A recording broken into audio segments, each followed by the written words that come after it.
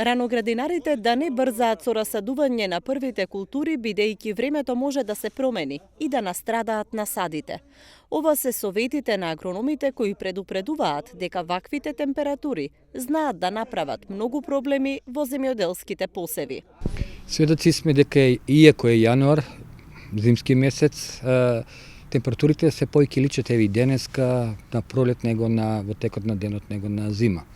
Ова овозможува да голем број на операции земјоделскиот производител може да ги изврши, пред се лозарево штари ѓубрење, обработка на површините, додека пак раногринарите да внимават на температурите, односно да не дозволуват, иако што се растенијата на стално место, да се многу покачат, да не дојде до збрчкување на листовите, а исто така да извршат и редовна заштита на самите растенија. Температурите можат да предизвикаат проблеми и кај овошките, како прерано цветење, но за пчелите ова е поволно време.